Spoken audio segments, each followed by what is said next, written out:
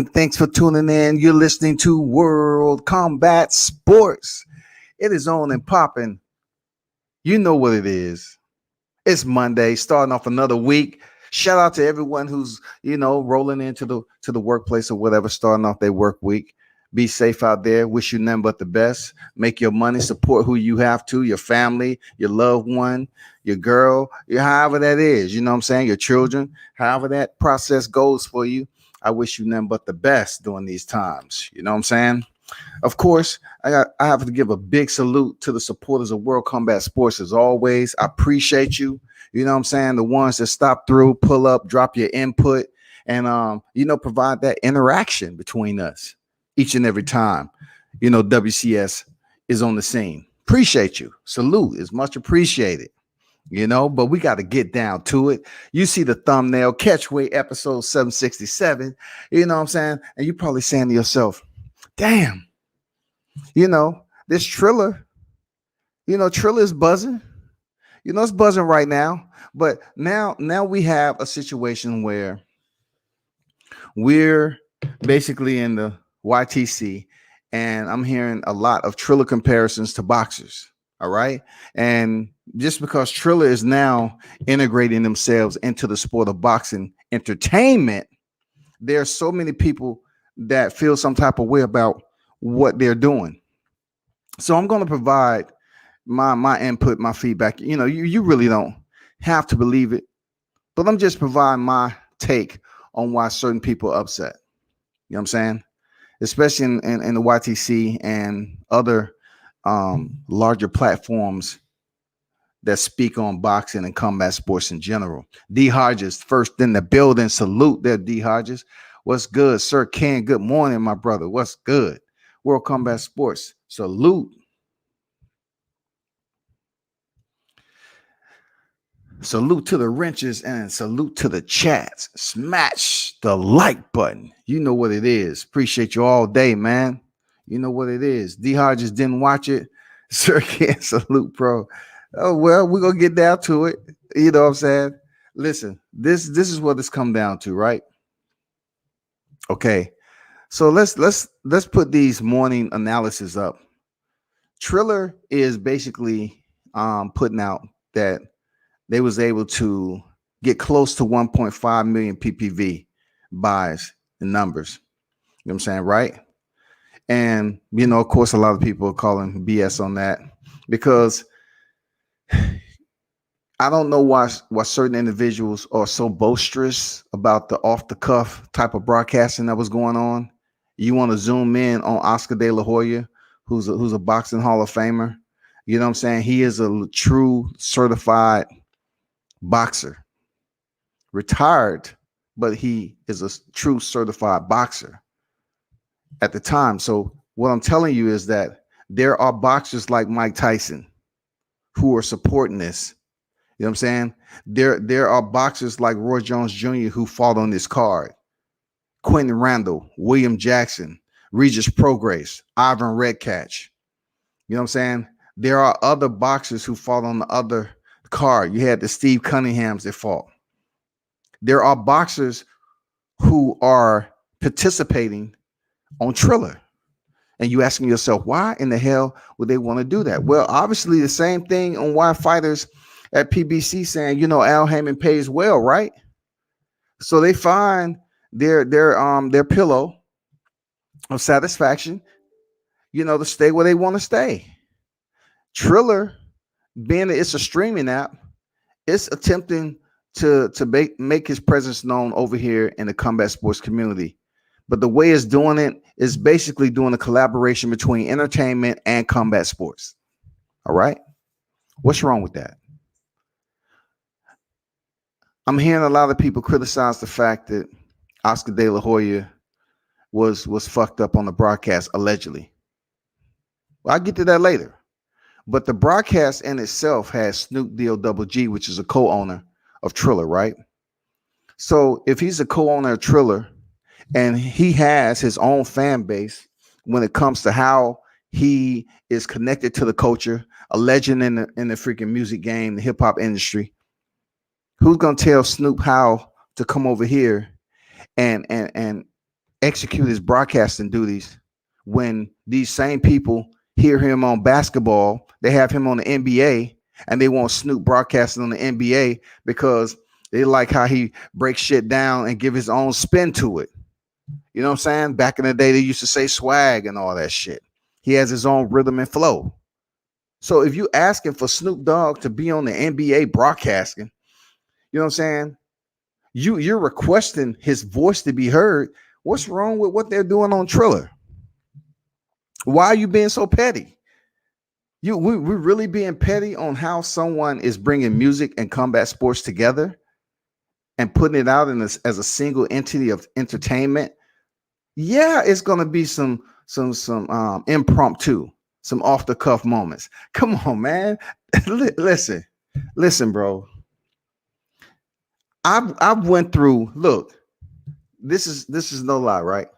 You have people that's complaining about how Triller is somehow, some way dehumanizing boxing, and I'm saying to myself, I'm hitting my head. I'm like, how dare you bring Triller into the equation? Because boxing has had a length of time within its existence to grow to an extraordinary. I'm talking about gigantua. I'm talking about they have enough time to implode and blossom into something that can't be touched. This is boxing. Boxing has been around long before Triller even came on the scene to touch boxing. They had plenty of time to organize themselves. Plenty of time. But I'm going to tell y'all a little secret, right? Boxing is not one entity. You feel me? Boxing is not an entity like the UFC, like Bellator. Yes, boxing is a sport, right? But when people say boxing, they compare it to the UFC. The UFC is not a sport, it's a promotion. Which one of these are going to grow exponentially over time? When it comes to organization and the format and the structure, which name? When you say boxing or when you say UFC? Boxing or Triller? Triller is not a sport.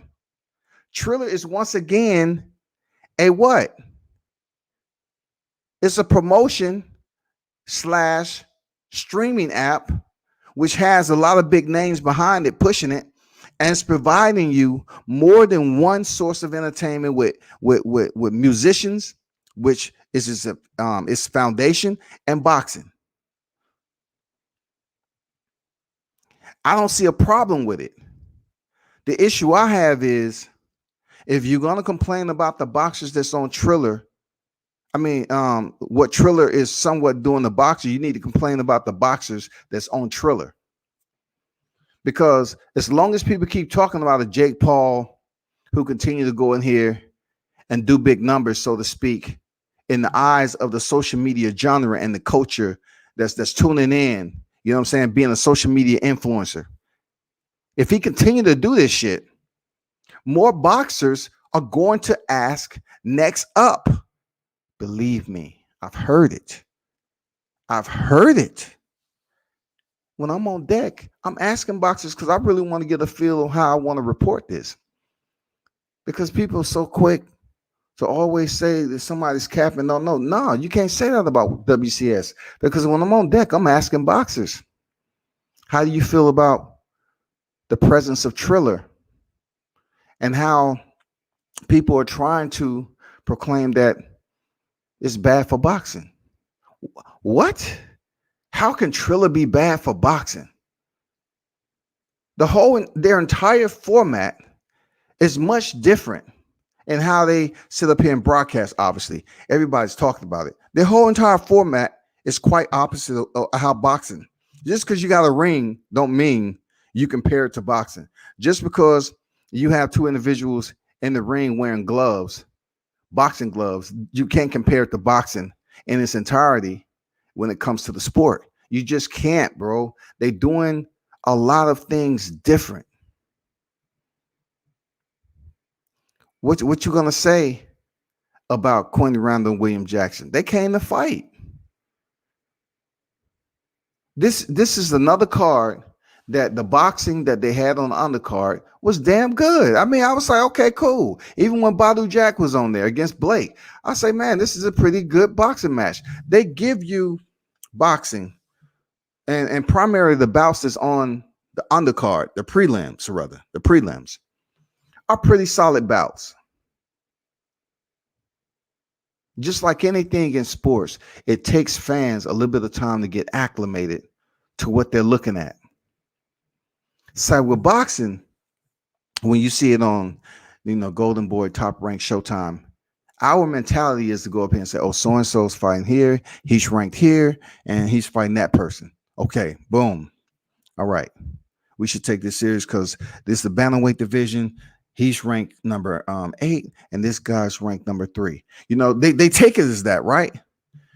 But with Triller still provides you fighters that are ranked. Their opposition may not be standing across the ring from them that is ranked just a couple of places beneath them. It might be somebody else that they're fighting or whatever the case may be. But we really haven't seen boxing matches on Triller just absolutely a wash. Like, you can't say Badu Jack fight was a wash. He went in there and put his whole entire effort into that shit. And the fight that was before them, you can't say that Quentin Randall and William Jackson was a wash. Look, William Jackson's been out the ring since 2017, and they put him in there with a guy like Randall, who's just coming off a win. What was it? October, December last year. He fought an undefeated fighter, coached by Mr. Ennis, Boots Ennis' father. He took his O. He's a legitimate certified fighter that's coming up the ranks. Had his little situation in life, but it's a lot of people in boxing that have their little situations. We're not sitting here finger pointing, are we? So you had William Jackson, the same thing. Got a little issue, been away from the sport, but they came in there and fought, man. Jackson was dropped twice. Not on his back, he took a knee. You know what I'm saying? He'd been out the ring for a while, and Randall was pretty much going to the body. But I say this all the time. Mike Stafford put the towel up there, but William Jackson, he didn't want to quit, man. I respect him for that. He'd been out the ring since 2017. He didn't want to quit. So he fought on. He fought through that motherfucker. And he was trying to, attempt to close distance to get his shots off against Randall. And he's been out the ring that long, but the man came in there and showed heart. So when it comes to Triller defacing the whatever you want to call boxing, I don't know what y'all trying to say boxing has. Boxing is a sport. Boxing is not moving as an entity, though. Boxing is all over the place. It's branches all over the place when it comes to boxing. Boxing has deep roots in combat sports, but when you say boxing, you're talking about a sport. You're talking about a sport. It's not one single entity where it moves as that unit. Just like the Russell brothers say, we move as a unit. We apex predators. The UFC, Bellator, One Championship, PFL, all these organizations are promoting the sport. They're promoting the sport, and there's moving and growing mixed martial arts.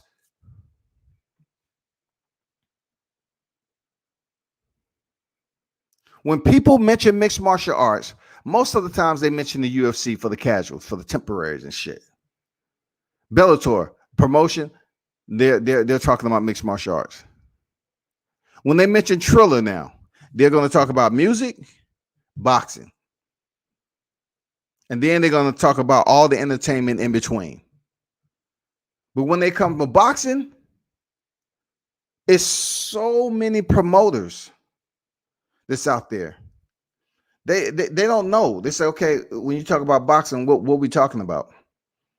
17 weight divisions. Like, what are we talking about? What are we saying? Who fighting who, when, where, what? You look at the fighters that's in a division, and they're promoted by different, promoters, managers, all that shit. It's just sliced and sliced and sliced. The pie is just sliced to the thinnest. They continue to slice them small as, sections out when it comes to dang boxing. And that's why people are upset, because they believe that if they are upset in what Triller is trying to proclaim themselves as coming on as a promotion for boxing, then more people will look at them as hardcore boxing fans. When indeed, boxing has been around long enough to be much, much bigger than Triller could ever touch. It's been around larger to the point where UFC shouldn't even come close to boxing. But when you have so many hands with the palm up in boxing, you have so many people out there with their hand in the sport.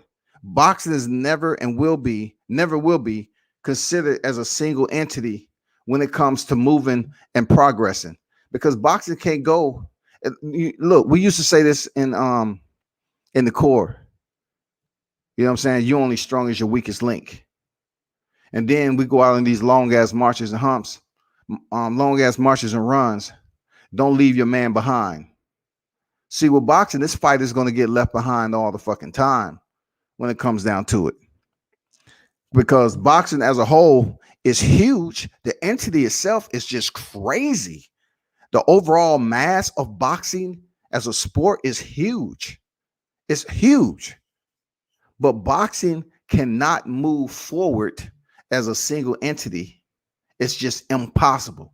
It has so many loopholes from the ground floor up to allow people to get into the sport, whether they want to be a fighter, they want to be a promoter, a matchmaker. It's too many doors to access for boxing. For some people to come up here and be mad at what Triller is doing. You shouldn't be mad at what Triller is doing, because, listen, I've asked over 15 fighters about Triller. And no, I'm not going to put their name out there because, like I said before, I'm going to run into these individuals sooner or later when I'm covering media on site, right? I asked over 15 fighters about this Triller format and the promotion. Do you feel it affects this, that, and the other? And you know what the majority of those boxers said? If you can get your bag, get your bag. If you can get the exposure, get your exposure. These boxers aren't tripping on what Triller is doing. Ivan Redkach and Regis Prograis are legitimate boxers, y'all. We're not talking about Ben Askren and freaking Jake Paul. We're talking about Ivan Redkach, Regis Prograis. Regis Prograis, a former world champion, y'all. How can you be mad at Regis? Regis did a video after the fight and said, we get easy money. He went in there and he was fighting in a smaller ring, and he still fought. The ring was much smaller, but they still fought. The only one on that night in Triller off this card that basically gave boxing another black eye is Ivan Redkach. And listen, people, I'm being absolutely honest without being, no way, shape, or form. I'm not dogging the sport or anything. And I can care less who got a problem with it, because, if you're up here trying to act like you're the beholder of the sport of boxing, then you fighting a lost cause, big dog. You fighting a lost fucking cause. Because what Ivan Redkach did this past weekend is the same thing Amir Khan did. Amir Khan did it in the motherfucking, what was they at? They did it in Madison Square Garden.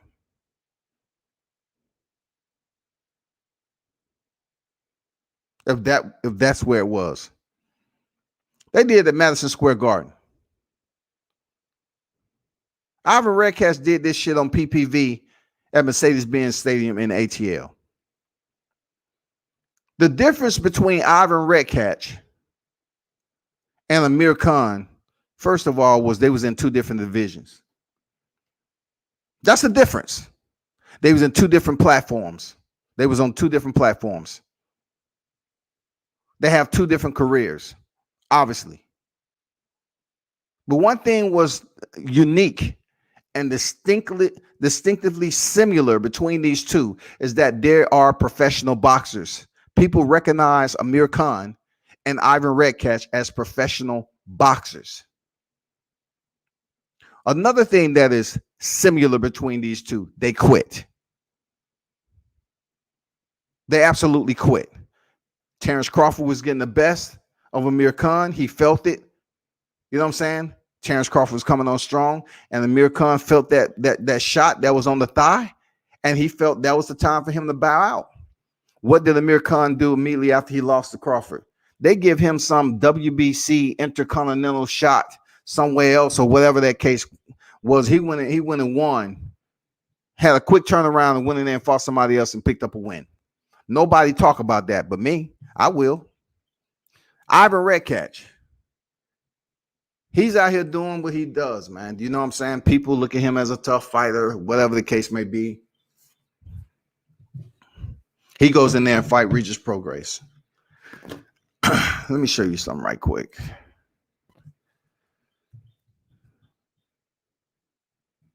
I'm about to get to these comments, people. You definitely know I'm gonna get to your comments. Know that.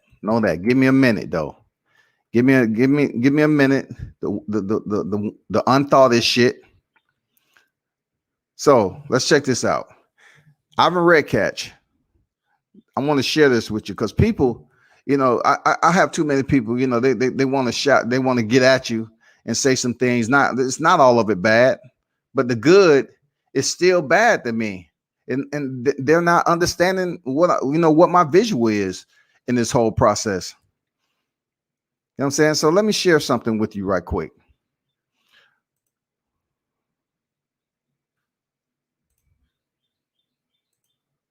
So peep this out. This is Ivan Redkach, right? 35 years old, 23 6-1, 18 knockouts. He's a southpaw. Okay. Let me go over here. What is that? Regis is a southpaw, right? Okay. Regis only has one loss to Taylor. We know that. But look at this though. I want you to take a look at why I'm saying he is the one that fucked up boxing, if you want to talk about black eyes. Devin Alexander?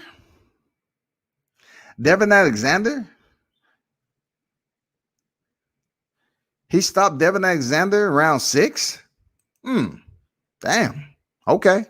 I want to hear about Devin Alexander's age. I already know all that. Danny Garcia. Same Danny Garcia that fought Errol Spence. Went the distance. Damn, he lost to UD to Danny Garcia of all people. So basically, you know, Ivan Redkach is not a slouch, even though he has some L's on his record. He lost to Tevin Farmer. You know what I'm saying?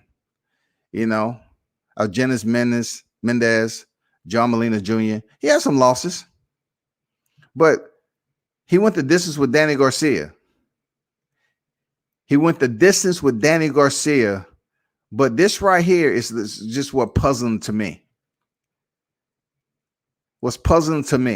Anybody who seen the work rate of Regis Prograis, it wasn't strenuous. Regis Prograis wasn't putting the motherfucking bombs on Redkach. He did connect periodically, but Ivan Redkach touched Regis too. It wasn't Regis' best performance either. But the round 6 situation was the fact that Regis landed a shot that barely, they glanced off the glove on the left side of Redkach's body. And Redkach took it upon himself to pull the ripcord and say, "Pop the hatch, Geronimo." He jumped out that motherfucker. He said, "I'm gone." He started going into his Hollywood acting debut. Ladies and gentlemen, welcome. We have the one and only Ivan Redkach making his movie debut in an action thriller. Triller. I mean, come on, bro. If you want to be mad as a boxer on that night this past weekend, you should be mad at the one and only Ivan Redkach, who's 23-6 and 18 knockouts, y'all. 23-6, 18 knockouts. And he goes in there and quit against Regis Prograis. Regis wasn't even dropping bombs on this cat. Get to these comments, bro. King Mitch in the building. What's good? Dion watching. Allegedly. You know what I'm saying? Hey, bro, when I'm around these people, I gotta say allegedly, dog. People get, people get all sensitive about shit, man. I heard I got certain people from Triller watching my shit, man. So yeah, I have to say allegedly and all this other shit. Mitch said, come at what up? Shouts to the chat. Half of Redcat's purse should be donated to charity. The other half should be given to Regis, and he should be suspended for 1 year at least. I absolutely on board with what you assume should happen, right? But once again, talking about the sport of boxing, it's not the first time we've seen it. So we can't really say Triller. We're gonna put all this shit on Triller when it's actually happened in the sport of boxing. We've had individuals be on replay when they spin the reel back and the shot didn't even land where they say it landed. We've had that throughout boxing for years. For years. So you can't take strenuous punishment against Redkach because he was a bad actor and he quit. You know what I'm saying? Like, he didn't even give the audience enough time to really ponder. Like, did he? That shit was close, y'all. Like, they call up their people. Hey man, what's up? You saw that punch by Ivan, right? What you think? You see that punch by Regis, right? Did you think he hit him in the nuts or what? Oh, you couldn't tell either? It wasn't like that, people. It was more so like this motherfucker was so far off the target. The only thing it seems like that happened, Ivan Redkach was passing a kidney stone in the ring. Or he shitted on himself. He might have had to take a shit and he hit him in the body. And Ivan may have damn shit in his. I don't know, bro. I'm trying to make some shit up to savor the good name of this sport they call boxing. Because I'm gonna be honest with you, it's a lot of y'all up here whining. What the fuck are you crying for what? If you hardcore boxing fans, you know it's worse than happened in boxing. When people see Mike Tyson, they run up to him, hey Mike, can I get a picture with you, Mike? It's hardly anything that really comes close to the grotesque distaste, disgrace that's been in the ring when it comes to what Mike Tyson did to Evander, or what James Butler did, after he removed his gloves and he punched his opponent that he had already lost to before. He sucker punched him. You had a paraglider try to come in there when Riddick Bowe and Evander Holyfield was fighting. They beat his ass down. It's just been so many. Like when Riddick Bowe got into that fight, his opponent kicked him. I can go on and on. It's just too many fights that we've seen happen in the sport that the actions themselves is much broader than Ivan Redkach quitting. Ivan, I don't know. I took a picture with him early. I couldn't tell you anything about him. Real talk. Like, I couldn't tell you I sense a certain vibe, because to be honest with you, I don't follow him at close like that. Andrew Charles in the building. Salute to you, my brother. What's good? 79 boxing. What's good? Salute. Dion Washington say they was in a matchroom ring. I got one better for you, Dion. I got one better for you. Hold on for a sec.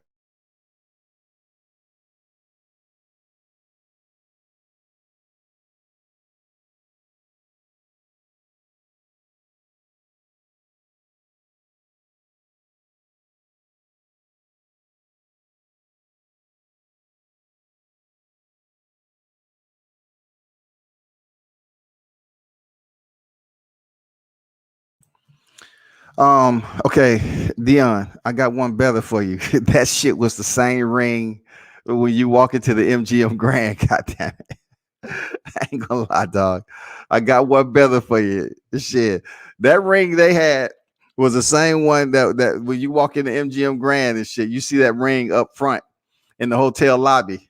That shit was around that size, a little bit bigger, man. That shit was hilarious, dog. That's hey, it forces the fighters to fight though. For real. I mean, just think about it. Jackson and Randall fall in that fight, and they probably saying to themselves, listen, look at the dimensions. Okay, take the dimensions and compare them to the benefits there, Dion. Of course, it works out different for the styles of fighters, but the fighters don't have to move, as much as a big ring. When you're talking about cardio and everything, they can get straight down to it. They're able to close the distance on their opponent more quickly and effectively in a small ring. And of course, listen, I mean, it's not huge title fights that's going on, to be honest. It's not even huge, significant title fights from the WBC, WBA, IBF, and WBO. Let's be honest with that. So they can basically modify their ring size and have it that small to basically force the fighters to engage, man, for entertainment. Amir Khan did do a $7 million dive. Yes, he did, bro. Greg Louganis, dog. Amir Khan was Greg Louganis with boxing gloves. The phantom kidney punch. Yep. Shit, Regis was throwing everything hard. He was, but Regis, to me, Regis understood. People understand as they're looking at Triller, the dog out boxers. You got to understand, Regis, a certified contender in the sport of boxing, understood he was in a small ring. So for Regis, he was coming in there with the mentality like, let me try to goddamn use this damn small ass ring to land some hard punches early. Even though, in my opinion, he didn't look his best, Regis, I did not see Regis once. Like Regis was up in, hold on for a second. Regis was up in the his room. I don't know where the fuck he was staying, but I never saw him once down walking in the lobby. Like, there's no video. I didn't see him do anything. He was out of sight, out of mind, real talk. But he knew how small, how to utilize the size of the ring and close that distance. Bruce, salute WCS. What's going on, Bruce? Salute, fam. How you feel? D-Ray in the building. What's good, bro? Bruce say, I'm a purist, but what's entertaining about Thriller? Good vibes, just get better fights. Okay. I mean, I can understand what you're saying, get better fights, but once again, like, compare the boxing card that you see sometime.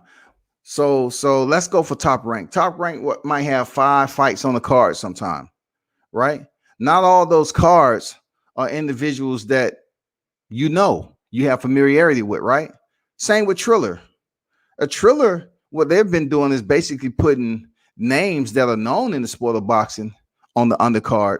So at least you can tune in early to who they have. It might be a boxer that you may not fuck with heavy over in the boxing scene, but they on Triller, you're like, man, let me tune into this shit. Let me see what's going on over here. Plus, you're going to get some music entertainment along with that shit. So they're going to say, well, let's try it out. Why not? Why not? Let's try it out. You know what I'm saying? Why wouldn't we try it out? Let's take a peek at it, because I know he's a real boxer. But I put it to you like this. Dion say you can't have a bike in that ring, leave that bike at home fighting on Triller. For real, man. I have to say this right here also. I don't think the ring that was in California was the same size as this ring down here. I don't know, man. It looked a little bigger. But then again, I did hear Roy said the ring was very small. So the dimensions of the ring for Triller may be a sustainable freaking size that they're going with. When you go over there to Triller, you're going to be fighting in a smaller ring. So I'll have to take it as such, you know. Kambosos is going to get hurt for real in that Triller ring versus Teo. Need to know if they would have to have IBF regulation ring for that fight. Just a question to ask. Well, look at it this way. You actually believe IBF is going to stop anything? Like IBF, Dion, has nothing to do with this fight that's going on with Triller, except the fact that Teofimo Lopez holds that belt. And the bout is being sanctioned the correct way. I mean, they're following all the guidelines. It's like nothing that's going to break this fight down and cause it not to happen. Real talk. None of that shit. It's not going to happen. It's not going to happen. Whether it's the WBC, IBF, WBA, it's not going to matter.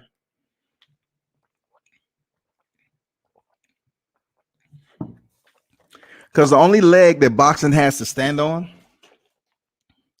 it's all about where the fight is going to, the region where the fight is going to take place, and basically the regulations. Like, is it following all the regulations to host this fight? And of course it is. They have enough people in place to know how to do their damn job to make this fight happen. But peep this out though. I'm going to get back to the Triller aspect compared with the boxing. You all definitely have to stop blaming Triller. You have to stop blaming Triller when majority of a lot of healthy human beings in life are watching reality TV. Not only that, you have healthy individuals in life who are on social media all day. What is social media? It's reality entertainment. It's a reality interest. That's what social media is. It's not, most of it's not scripted. You're able to find stuff right away. It's a lot of streaming apps out there. That's what we're basically watching for entertainment. Like, I know that the cable industries right now are struggling. You know what I'm saying? Because you have so many individuals and human beings, so to speak, with two eyes. They're basically up here watching YouTube. They're watching social media, all these other apps. They're on IG. They're doing other things. So should we really take a concern on what Triller has when they're offering you a reality show, but dealing with real fighters?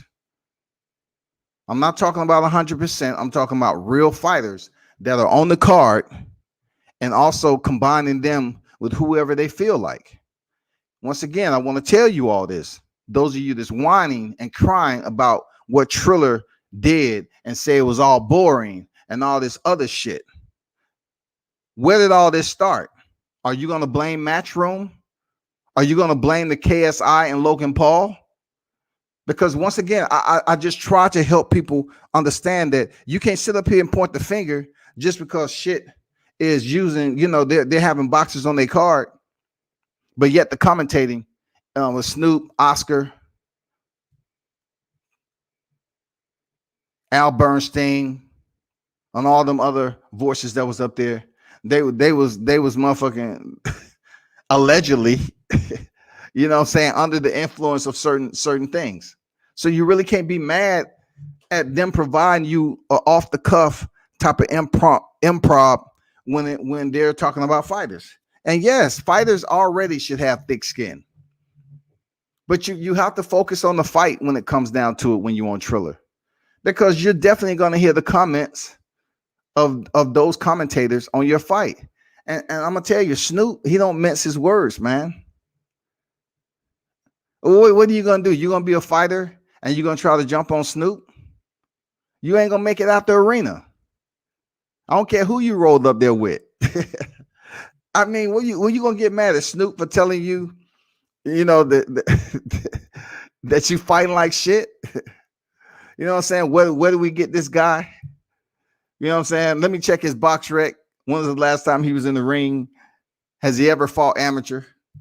Are you going to get mad at Snoop Dogg for all the damn comments when Oscar De La Hoya was over there making fucked up comments too?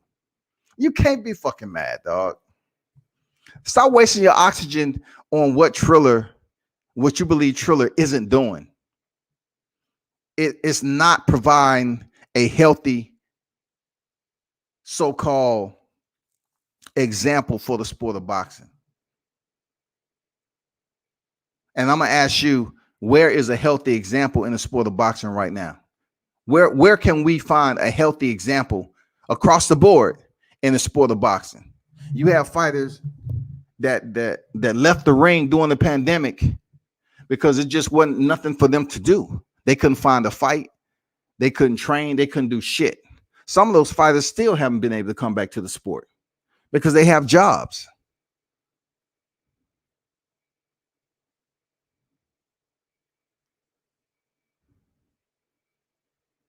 You truly have to take that in consideration, that either you're going to support for what it is, it's providing you a touch of reality TV. You know, when it comes to the basically entertainment perspective and commentating, I mean, you're just not going to have, you know, I mean, you're just not going to have that sense of comfort knowing that they have sprinkles of a little bit here and there in Triller. I mean, come on, man. They got Al Bernstein on deck, y'all. What are you talking about? Al Bernstein, y'all. Hall of Famer Al Bernstein is on deck, and y'all mad that Triller is doing what? Just because Jake Paul is in there, I asked the boxers. I say, are you mad Jake Paul is trying to do? No, man, get your money. So if the boxers aren't mad, why are the channels reporting it as if they're upset? You're just using unnecessary stress, man, and energy. They're about to put on Teofimo Lopez and George Kambosos. And you know what? That shit's going to be in the motherfucking South in Florida, and it's going to do incredible numbers for IBF mandatory. It's going to be, look, mark my words, if they have a capacity, a live gate, you're going to have so many people at that fight. What are you going to say then? That shit's going to sell out. If they aren't full capacity, just say they put like San Diego did. I mean, San Antonio, Texas. San Antonio, they put out there, what, it was 9,000? 9,000 down in Florida, that shit's going to be gone. We already have Emmanuel Navarrete going there against David Diaz. That shit sold out. So if you think that fight, which is around, you know, Mexican Independence Day, you know, it's coming up, that shit sold out in no time. You're trying to tell me that those people at Triller don't know what the fuck they doing? Like, this shit is gonna have everybody leaning over, say, damn, I gotta check this out. Shit. You know why? Because once again, you got a real boxer who signed to a real promotion, who didn't take the money of the 1.2, went to a purse bid and got paid. It's gonna be other fighters, like I seen this weekend, that's there too. They're there for media. They're there hoping that they can get the shot on Triller too. Believe me, it's some fighters I talked to that's, hey, they may not have wanted to be on camera, but I'm telling you, there's some other individuals that's trying to be on Triller as we speak, and they're bona fide, legit boxers. They're true, certified, professional boxers, and they're trying to get on Triller. You have legit professional boxers who won't next up, y'all. And you need to understand how that works. Don't fuck with Triller. Don't sit up here and get mad at what Triller is doing because Oscar want to get up there and allegedly, you know what I'm saying, be a little bit out of his sober state. It was hilarious. I told you before, it was hilarious to hear that shit. But at the end of the day, who are we to sit up here and complain about what Oscar was doing when Jim Lampley forever and a day was one of the most biased commentators that you would ever hear? Come on, man. We still see it. We still see the commentators that's extremely biased to they fighters, man. We see it all the time, bro.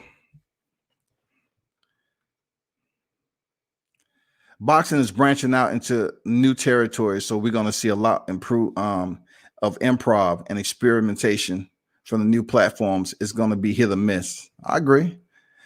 Ken, I'm looking. Hold up for a second.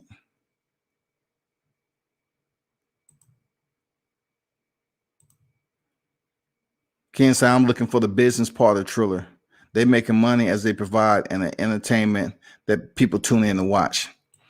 And, you know, they have their connection to so many artists. So the fact that, you know, we had Diplo, Doja Cat, Sweetie, and you know, Mount Westmore, they include, you know, Short Dog, E40, Snoop, Cube. And then, you know, you had freaking JB. I'm not gonna lie, man. The main performance I enjoyed, and you know, I really don't rock with JB like that, but he put on a damn good performance, man. I was like, that was a part. I was like, cool. I'm looking at Justin Bieber, you know, perform. Dude is talented for real. RXB say boxing is WWE now. Well, boxing has been entertainment now. But more on a serious note, you have boxers that's basically fighting for to build their rankings. You know, especially when they get in the top 15, they definitely need to go in there and entertain. And we look at what Prince Ahmed was doing back then. He was entertaining. You know, look at Floyd Mayweather, what he was able to do. What was some other exciting? Even Ricardo Mayorga. Look at Emmanuel Augusta. What other fighters that was brought you a little bit more flair? You know, you had so many fighters. Even Corey Spinks brought you the walkout. I mean, Corey Spinks used to give you like 5 or 6 of the newest dances when he was coming out to the ring. You know what I'm saying? I mean, I'm just being look at the Hector Camacho Macho. Man, come on, man. The list goes on and on. Boxing has always been entertainment. It's just now people are looking at, well, the matchmakers should do a better job. They're getting to that, y'all. They're gradually working to that. They're gradually working. Just watch the process, man. Appreciate the process, the beautification of the process. Just let it materialize. Watch what I tell you about this Teofimo. That is the process is slowly but surely materializing, because once Triller put on this Teofimo Lopez and Kambosos fight, guess what? They're going to have to supersede that the next fight. And you know how they're going to be able to supersede that? Because it's boxers right now trying. It's mixed martial artists right now trying to get on with Triller. You saw the encounter between J Love, former world champion, Tyron Woodley, former world champion. You had a mixed martial artist and J Love having a camera encounter. Is it going to amount to anything? I don't fucking know. But I'm just saying they had an encounter on camera. Tyron still has a big name, even though he's been taking losses, right? Ever since he made that song, I Beat Your Ass, he hadn't won. So now I think he might be trying to venture over the Triller. I saw Tyron. I couldn't get close to him, you know, but I'm working on that. Camera encounters are becoming one of those points of media. Like I said before, they're gonna throw out their bait to see what social media, how they respond to it. Camera encounters. Really? That's where we at right now. You're gonna have 2 fighters encounter. Same thing with Joshua and Tyson Fury. You remember the encounter? That stage picture? You know what I'm saying? Where they supposedly Tyson Fury was driving by and all this other shit. They're basically putting everything into an encounter, post it, and see what the fans see. Can it get see can it render this many views? See what the comments are looking like. That's where it starts. And believe me, a lot of that shit is going to start happening with Triller. Believe me, it's going to start happening. It's already started. It's a lot of boxers, which I've seen, that are basically behind the scenes asking to be on Triller. So I'm telling everyone that's out here reporting it wasn't at the fight, because listen, I didn't see nothing but one other YouTube media at the Triller. I'm gonna be honest, and that was ES News. That's the only person that I seen there at the Triller event down here in the A covering this. I didn't see anybody else off YouTube that's on here on the regular.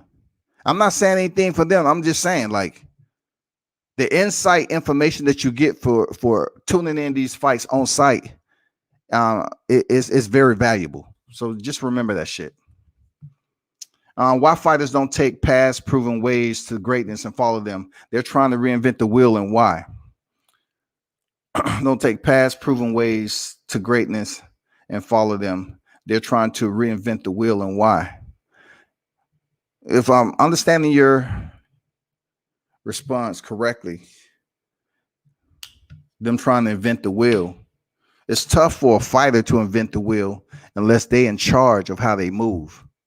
Like, I can only put this into reference there, Bruce. The only person that I can say that they say all the time he fucked up the game, and that's Floyd Mayweather. Floyd Mayweather, you can't use the racial terminology. Blacks don't never make it big. They can't make no money, this and that and the other. Somehow, some way, somebody who got it from the mud like Floyd Mayweather, who's a high school dropout, who they say can't read, and all this other shit, right? How is he able to go out here and have fans tune in to watch him outside of his boxing skills? I mean, Floyd Mayweather wasn't over the top, flamboyant, you know what I'm saying, brash, but he did enough to the point where fans wanted to come see him fight. I know there's a lot of fans that was coming to see him lose, but in order to get fans to come see you lose, you have to defeat some good names, some solid opposition, and you have to be entertaining. Floyd was able to do that shit. I like it. Floyd was able to make millions upon millions in this sport as a black fighter. Millions. Floyd can come out of retirement right now. They just showed a video of Floyd out there running at 2-something in the morning. Floyd is in his 40s. I'm not gonna lie. I mean, you know, back when I was in my early 40s, I was still out there running too. Not to compare myself to Floyd, first and foremost, but I'm just saying, Floyd being on the level that he is, he was able to move and make those large cash outs off his brand. It's hard for fighters to reinvent the wheel, Bruce, because they don't know how to. And then you have to be, if you locked in with somebody, don't feel that you trying to invent the wheel gonna cost them money, and they don't have confidence that you'll be able to follow through on that. They're not gonna pull it on you. You know what I'm saying? They're not gonna pull the check mark. They're not gonna pull the cord and say, okay, let's good. Let's make this leap of faith. Let's go. I feel you. I have all the confidence in the world. Let's go. You have to, if you don't have the money, you have to get with somebody who has the money to reinvent or put in the effort to change who you are and get you more exposure. It has to be someone there to support you. Somebody on your team has to believe in you, because check this out. It's too many fighters right now that have big names in boxing, and they're poorly branded and promoted. Poorly. You don't hardly hear shit from them. We need to change that. We need to jump up out the comfort zone of being cool for the culture, taking pictures at the club. Look, teams like Teofimo Lopez is just gonna laugh, bro. I'm telling you, they're just gonna laugh, because they've been behind the scenes making business moves, and people busy trying to still talk about them fighting one fighter. Do you know boxing is much bigger than one fighter? If you're really smart, you'll find out you can make money outside the ring. You just have to do more to get to that point to make money outside the ring. If you ain't willing to make money outside the ring, you just want to continue to chase fighters like Teofimo Lopez. When they're sitting up here having business meetings, they're meeting people. They have individuals that believe in them, speak Spanish and English, good in front of the camera, talk his shit. He's going to have other fighters. That's why Kambosos brought that motherfucking energy with his platform tennis shoes on. You know, Kambosos wasn't going to allow Teofimo Lopez to upstage him because Kambosos knows that he may indeed fight on Triller again. Or when he gets back to reality, when he gets out of this fight with Teofimo Lopez, he may indeed get a bigger fight out there, you know, under the promotion, period.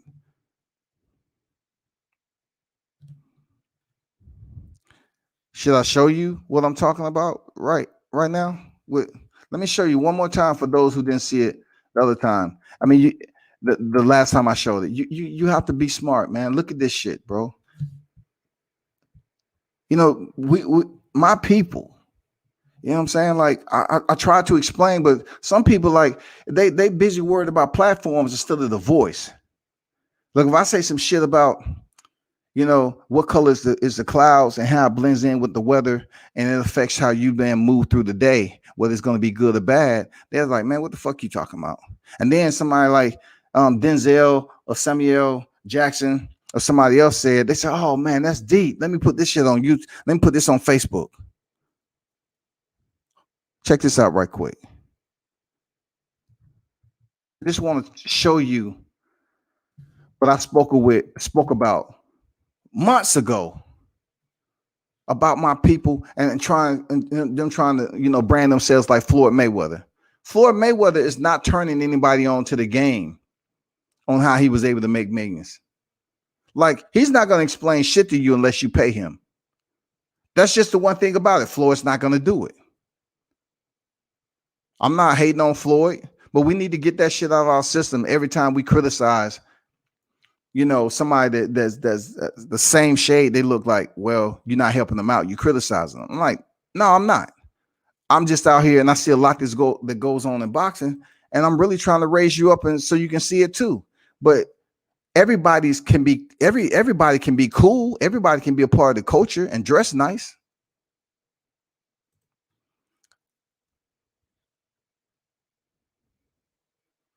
Let me take this down right quick.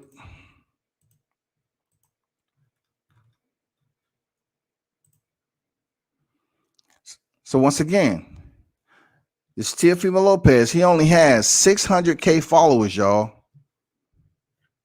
The reason why I'm showing him is because he's a big name on Triller right now. And I've been saying this for a minute, how, you know, taking pictures with money, trucks, in the club, with a bitch, whatever the case, that shit can go on and still, if your people can't relate to you, then they're going to tune in and say, oh, he was another female again. Okay, cool.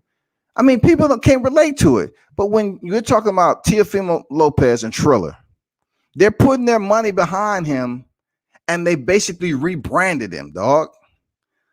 Look at this shit. They rebranded him. Everything on his IG is motherfucking boxing promo,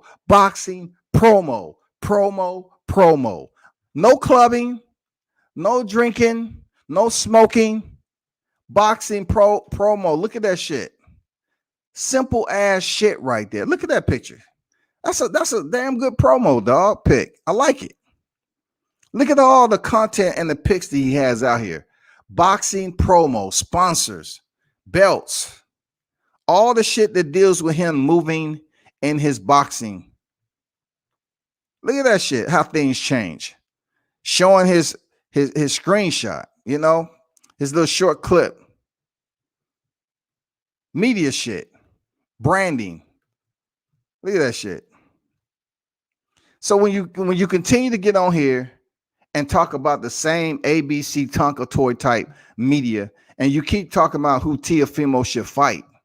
Look at what he's doing, though. He wants you to talk about him while he's talking about business. That's why Teofimo, you're not going to see him on YouTube like he used to. I'm gonna be the first to tell you. I'm gonna be the first to tell you. That includes me too. Talking to his people, that shit, they don't respect YouTube. The shit that's going on out here on YouTube. They say, you really want to be a professional? The people that's in charge of TO right now, guess what? You only deal with certain individuals. They're not going to just go around and just do interviews all over the place. Look at this shit. This is branding, promo. You got to promote yourself. I said this shit a long time ago. You got to promote yourself. If you're trying to make that Floyd money, you have to promote yourself. Working out, backflips, working out. You see how they done cleaned up his shit? They done sanitized the fuck out his IG. Look at him chilling up here at the hot box with Mike. I know I keep bringing up the same shit, man. I'm telling you, look at this shit. They cleaned the fuck out of his IG. All boxing shit. Look at him and his pops. Boxing shit. Lennox Lewis picture when T.O. was young.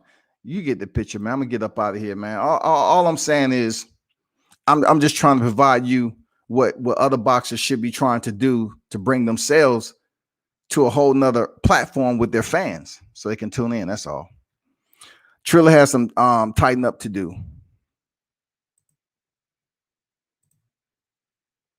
All minor adjustments, though. It's only their second show ever. They already have the best production and solid promo. Well on their way. Very entertaining. I don't know if y'all saw the pics or not. Maybe I should have screenshot them or whatever. Let me see if I can pull you one up of something that's unique about their setup. Let me see if I'm able to pull this shit up right quick. I think I sent this shit to my social media, I believe. Okay. I know I did. I had to. Okay. Okay, here we go.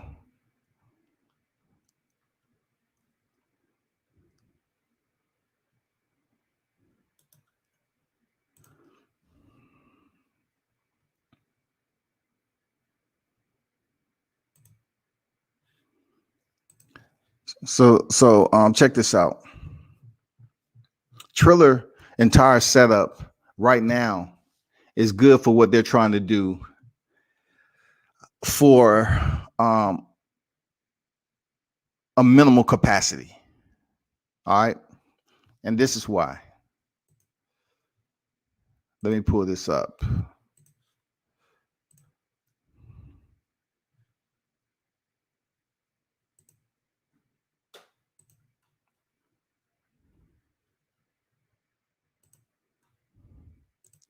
So look at this setup right here. This is scalpels.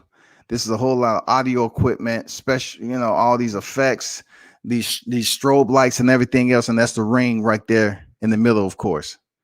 What you can't see off is another platform for the musicians and everybody to perform. That's what you can't see. So this is what I'm getting at. All the musicians are not performing in the ring.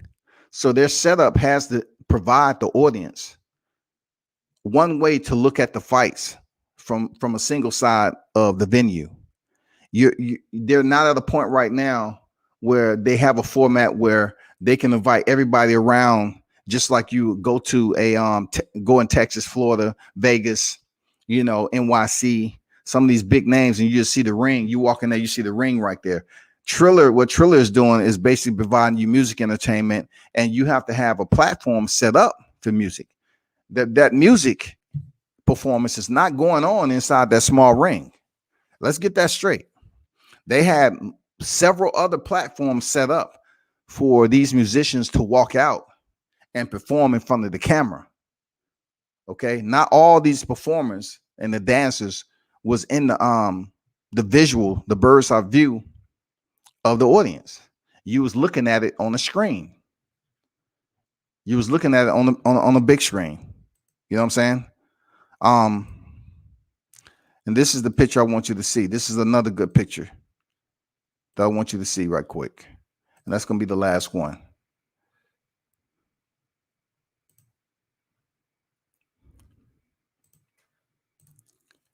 So this is another picture I took. And this is a perfect example of what I'm talking about. So take a look at the screen right here to your left. It's pretty much what I was saying about some of the performers that's coming out here and performing, and you have to look at them on this big screen that's over to the left where you see Jake Paul and Ben Askren. All right. So therefore, you can watch it right here, and they have these in other fights too. But the only reason I'm saying this is that when they have some of these performances, you look, you know, to the right of where Ben Askren, through those scalpels, they have another platform in the background where the dancers and the performers can come out, and they're not directly in the front view of the audience, but you can see them on the screen. So they have this performance. And then all the way off to the right, they had another huge scalpel that was larger than the ring scalpel. And that's where you saw the Black Keys. That's where you seen Justin Bieber. The reason why they was performing over there is because they have all their pyrotechnics, their special effects, firework, all that shit set up over there. You know what I'm saying? They have all that shit set up over there, lighting system, all that. So that's why you're not going to see Triller with a huge capacity right now. It's going to be minimal capacity, just so they can put on entertainment and then have you pay PPV. They're starting off and doing something that the Zone could have done already. Like when they came out with that $1 billion deal with, you know, with Eddie Hearn and the Zone and Matchroom and all that shit. Well, guess what? If y'all was going to be the ones to put on a YouTube fight with KSI and Logan Paul, someone had the idea, but it was just at that moment to make money. They were saying to themselves like, okay, this is a good idea. Let's see how it does. But someone's pulled the plug on it. Someone pulled the plug and say, fuck it. We're getting too much kickback. Now Triller has scooped it up. Triller said, we don't have to worry about answering to all those people like the Zone. Fuck it. And the Zone was basically a fledgling streaming company anyway. You know, they ventured over into the World Boxing Super Series. You know what I'm saying? They was venturing over to Bellator, right? They was trying to do what they were supposed to do. They had real fighters fighting on the undercard of Logan Paul, KSI, individuals who never had an extensive amateur career of these professional boxers. Why are you mad at Triller? You can't be mad because the Zone, somebody who you watch those fighters on their promotion match room, and you up here bigging them up, and you gotta see this, you want to see this fight, that fight, but you just forget they had KSI, Logan Paul, and had the real big names on the undercard. And they talk about what great numbers they did. They haven't been able to emulate that. Why? Because you have people in boxing that's stubborn. Some people in boxing are stubborn and they want to stick to the same format. That's why the sport itself hasn't grown the way it's supposed to. The sport itself should be a huge, like a much larger entity than it is now. But no, it's never going to grow because you got so many hands that's taken from it. Pay me, pay me, pay me, pay me, pay me, pay me.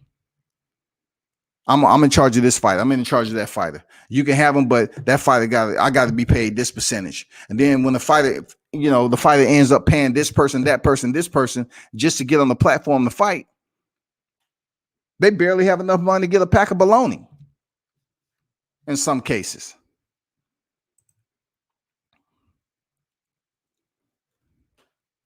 It's not that easy just to reinvent the wheel, bro. Fighters are beta males today. We need alpha males to take charge. Oh, Bruce digging deep. and make us want to see the baddest fight the baddest, like it's always been. It just doesn't happen today. Totally agree with you on that, man. Not so much. Okay. Check this out. I'm not saying they're beta males in boxing, though, because that's a tough sport. Even to get in there as a beta male, it's a tough sport to contend in. Real talk.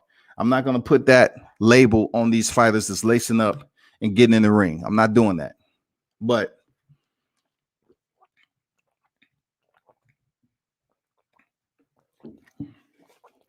I will tell you this.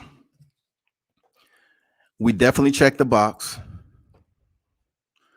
on beta males being in existence in larger numbers than usual. I'm being honest with you. Larger numbers than usual. Yes, I agree. But when it comes to boxing, I still commend these guys for stepping through the ropes and getting it in. Whether they beta males or not, they still up here trying to make a living. Boxing is a fucking tough ass sport. Boxing is tough as shit.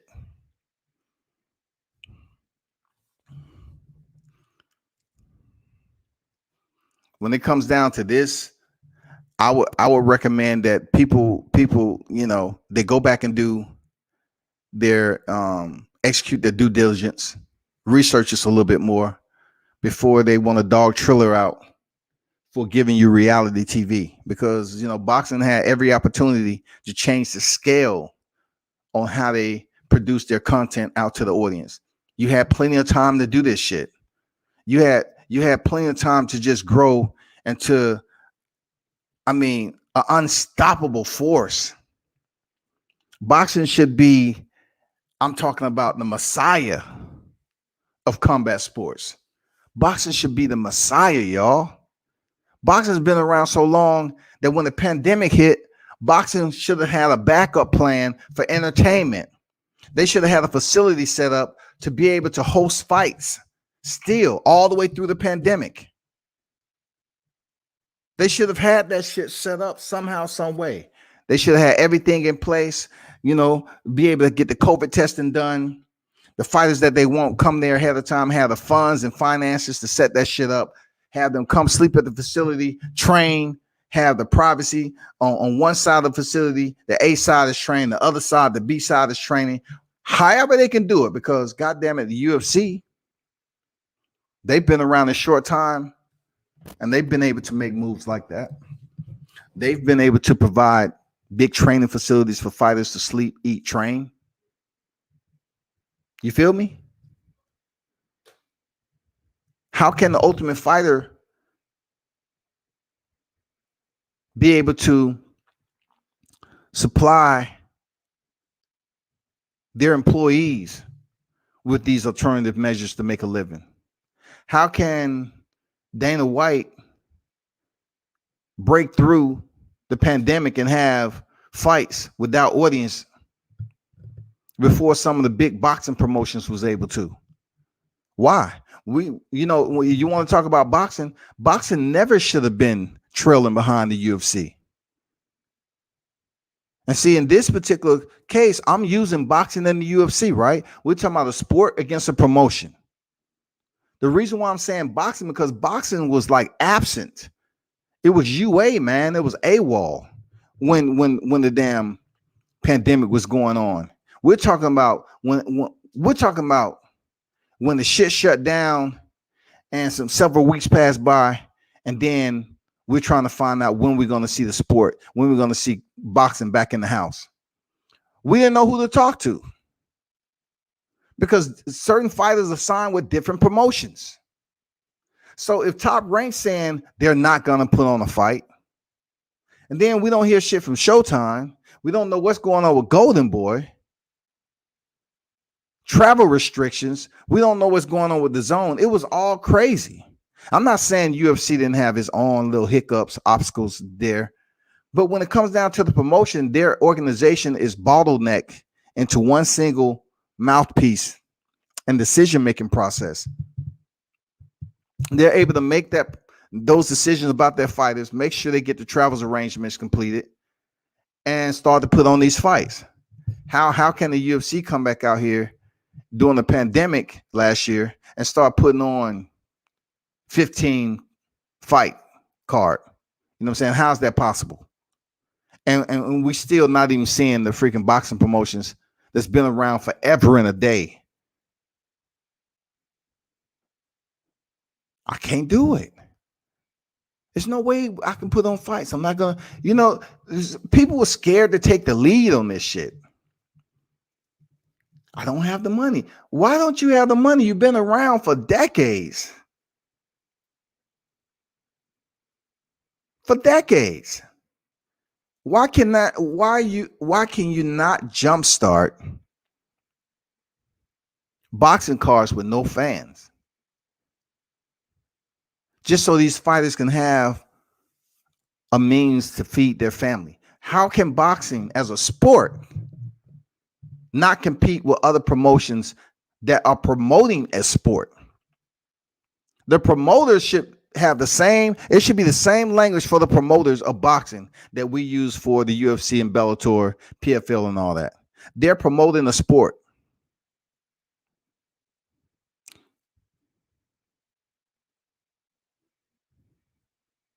But see, the difference between mixed martial arts and boxing is the fact when they want to make a fight, they can pretty much make a fight within their own promotion. They sign fighters to their promotion and they make a fight within their promotion. Same thing with UFC. The UFC fighters don't fight the Bellator fighters. The Bellator fighters don't fight the PFL fighters. But in boxing, you have the sanctioning bodies and the champions and the non-champions. They all sign to different promotions. So in order to make a fight, they have to go through all these strings of shit to make a fight happen. All this damn paperwork. Because it's everywhere. Like the sport is everywhere. Spence can't fight Crawford. Crawford's with Top Rank. Spence with PBC. But we're talking about boxing. I'm going to channel my Allen Iverson. We're talking about boxing. We have so many fighters that's signed with different promotions under the same banter of combat sport. But they can't fight each other. Because this belt is under this banner. They want to keep it in-house. So therefore, if you have one of the better fighters, you're talking about the best fighting the best, you have one of the better fighters in another promotion, but yet they're ranked at the highest tier of that division. We don't get to see the best fight the best because they're in a different promotion. And that is why the UFC as a promotion is going to excel and have more people looking at mixed martial arts. That's why Bellator and all these other, like PFL has this tournament base. Bellator having a tournament base freaking show that's going on right now in more than one division. More people are tuning in to watch their shit. It gives you a more variety of entertainment. We know sooner or later, the best that's on the top pound for pound list is going to fight the best in the UFC. We know that. But in boxing, you might have the Terrence Crawford at Top Rank. And we have to wait for him to get out of his contract to see if this and that's going to happen. We have Errol Spence over here. Now we have Jerome. I'm just giving you the whole damn motherfucking cereal bowl. We may not see the best fight the best to whenever. But in the UFC, say for instance, you have the best fight the best. Just say that person that's a contender, they fight a title eliminator. Boom, they go in there and lose the title fight. The person that lost the title eliminator, they might have one or two more fights and they're right back in title contention. Boom, they get their title shot. They're still considered one of the top.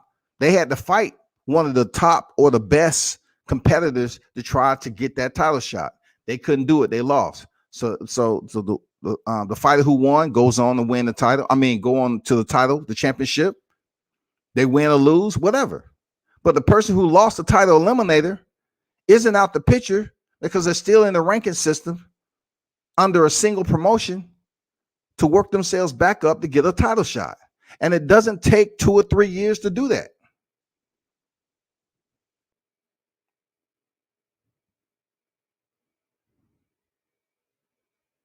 It doesn't take 2 to 3 years. In boxing, you lose a title shot, and I don't know, man. Like, fuck. It's according to who you are. Like I say, it's according to who you are. Redkach, I seen him get three shots as quick as anybody. Failed 2 times at the IBF and then went over to the WBC. That shit's crazy, man. Alexander in the building. What's good? What's good? Salute, my brother. We all agree these guys need to make the fights. These guys. So what Mitch is saying, once again, what separates the language from boxing to mixed martial arts. These guys, I'm assuming, right? I'm assuming these guys are the promoters. The promoters. That's what I would assume these guys mean. Because it can't be anything else other than that. Because the boxers don't make the fights. They can talk about it on social media, but ultimately they have to get with their team to see can the fight make sense money-wise. You have so many people with their hand in the pot just so the fighter can even come close to making a deal. So many hands in the pot, man. JJ Romano, what's good? True Triller wants to, Triller wants to make Jackie Chan versus Jet Li for a karate exhibition match. I'm not really getting into to anything that's up there or whatever. I don't know their layout, to be honest with you. I don't know anything as such to that. And it wouldn't even make sense. Like, I'm not even talking about karate. I'm really sticking to boxing and mixed martial arts. You know what I'm saying? So I don't even know if that's even anything that I would entertain, period, when it comes to reporting on it. Jake Paul versus Nate Robinson 2 rematch in the works on Triller. Listen, I don't too much believe that where Jake Paul is trying to go in his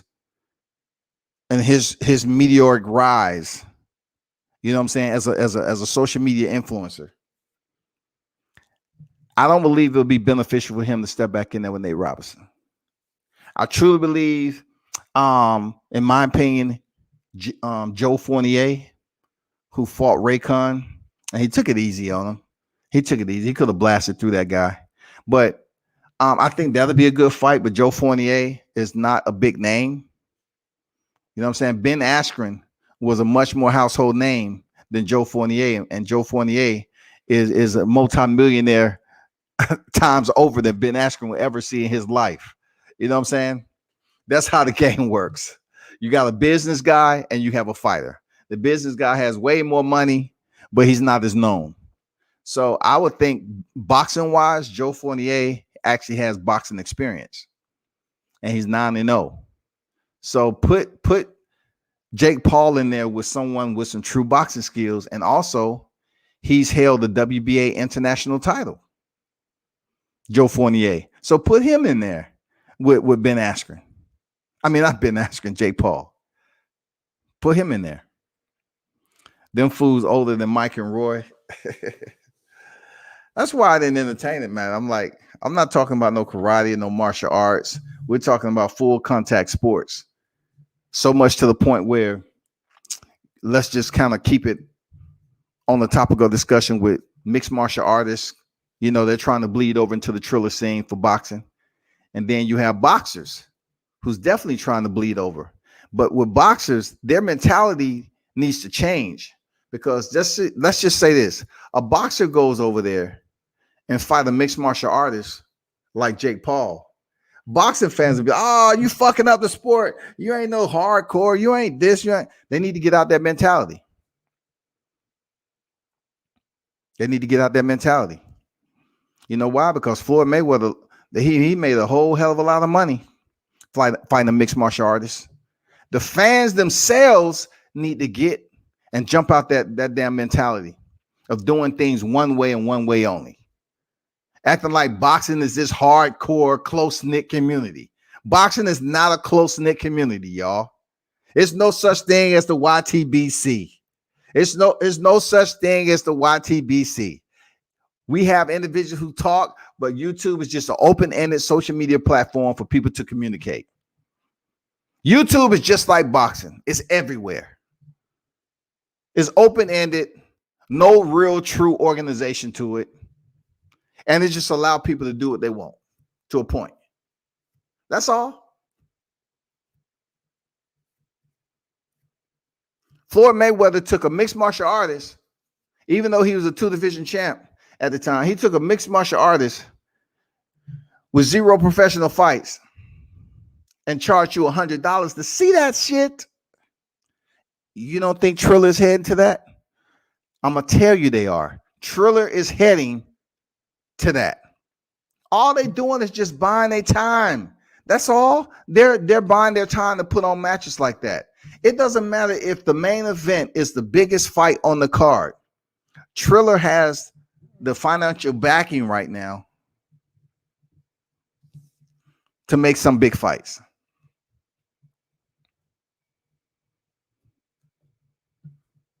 Of course, there's probably a dark side to what's going on behind the scenes, but I'm not here to get in no business aspect until I have all my ducks in a row and all the information I need to speak on it. But right now, of course, they want that Floyd Mayweather Conor. They look a good aspect to look forward to. Well, put it this way, I say if you want to put a fantasy fight out there, it's plenty fantasy fights that you can put out there that may happen on Triller. Boxing is not going to put it on, but Triller might. Triller might. You know, Clarissa Shields been talking about how she'll knock out Jake Paul.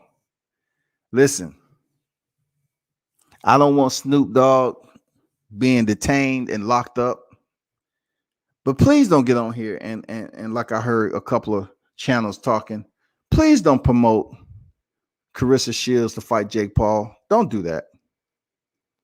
Don't do it. Seriously, don't do it. Because what Clarissa Shields has been able to accomplish right this far is respectable and it's clean, and she's crossing over the mixed martial arts. Nothing wrong with that. Go expound upon your credential. But male versus female, black versus white, don't do it. I just want to send a message, Clarissa, all respect. Stop saying you'll beat Jake Paul ass. Stop doing that, man. I don't want you in there fighting Jake Paul. And I didn't think it was a time in my heart that I would say, well, she might face some controversy. Not controversy, some adversity in that fight. And she will. People need to stop acting like Jake Paul don't have real boxers in his corner teaching him how to fight.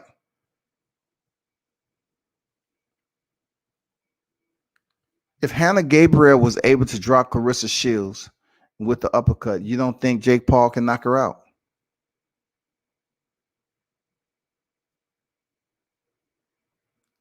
That's all I'm saying. You don't think Jake Paul can knock her out? Stop pushing for that fight. Now, back to boxing and mixed martial art fight going on Triller. All they have to do is pick the right name. The right 2 names to be on Triller and pick the right calendar date. And I'm going to tell you, it's going to get to a point where you're going to start seeing Triller competing with boxing numbers. Whoever that promotion is, if it's a Top Rank affair, a PBC affair, Golden Boy, DAZN, they're going to start comparing numbers. They just have to get the right dance partners in the ring to make this shit happen. That's it. It's coming. It's coming. You know who would be a good fight to put on Triller in a boxing match? The only one I can think of right now that'll draw an attraction will either be, I would say, Chris Cyborg and Clarissa Shields. The reason why I'm saying Clarissa Shields is because she really don't have anything else to do in boxing right now, right? So therefore, she is training for mixed martial arts. And then you're talking about a multi-time world champion in Chris Cyborg, who's pretty much up in the same weight if not just a little bit less than Carissa Shields. But ultimately, experience-wise, they match up really nice and they respect it in their sports, their competing sports, their professions. So that'll be a good fight to put together. Christine Cyborg, Carissa Shields on Triller in a boxing match.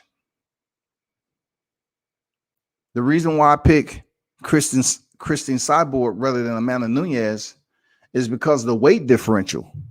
Triller is putting on cards, and the fighters are outweighing one another extensively. And you're trying to tell me Ben Askren weighed damn near the same as Jake Paul? Ain't nowhere close. So that's another thing we have to take. That's another that's another area we have to pay attention to and scrutinize. This is entertainment. Down here, they would disapprove Antonio Tarver fighting Frank Mir, but they will approve Steve Cunningham, who's damn near 50 to 60 pounds less than Frank Mir. You feel what I'm saying? So that's the only reason, like, is it possible for Amanda Nunes to fight Carissa Shields in Triller? Yes, because the money is going to be very, very enticing for both of those athletes to step in the ring. But once again, the highest Amanda Nunes has ever fought is 145. We know Carissa's been at 168, higher, or whatever. So it'll be a weight difference there. But as far as experience and skill set, they both know how to fight. That'd be a secondary fight, in my opinion. But as far as when the men comes down to it, I cannot really pick a fighter on the men's side of mixed martial arts that can match up with a boxer that has a pretty solid name, that people would say, okay, they got pretty good boxing skills. You know what I'm saying? The only one I can look at would be Stipe Miocic. You know what I'm saying? But he just lost. Be Stipe Miocic. John Jones, but I never really known him to have good boxing skills and hands. Definitely not Juan Blachowicz. Definitely not Israel Adesanya. Definitely not Kamaru Usman. You know what I'm saying? And no one really knows who Volkanovski is. No one really knows who the lightweight champion. Like, real talk. They still trying to compete to see who the next lightweight champion is going to be between Oliveira.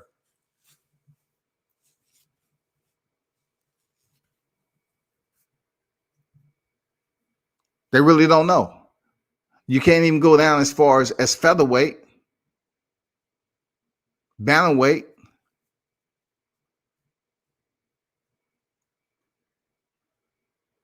Aljamain Sterling is not going in a boxing match. Flyweight, Davidson Figueiredo, he's not going into a boxing match. So when it comes to big names as champions that can go over there and make that Conor McGregor, Floyd Mayweather money, who could it be? Who can match up with a fighter damn near close in weight that can give us that entertainment? Who?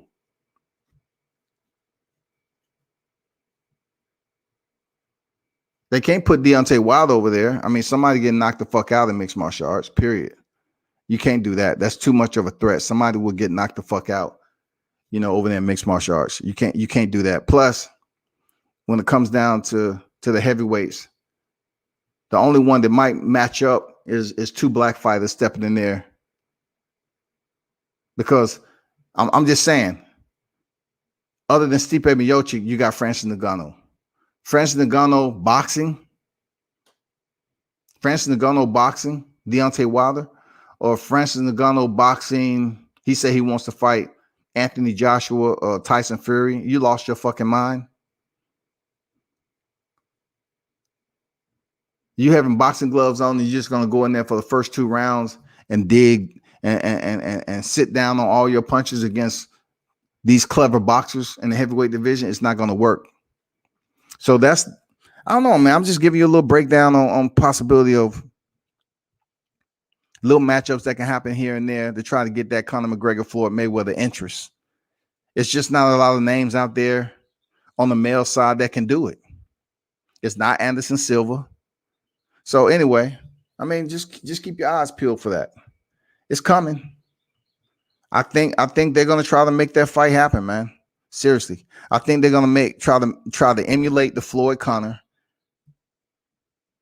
They're just waiting on the right names because you have to get permission to do that shit with Dana White.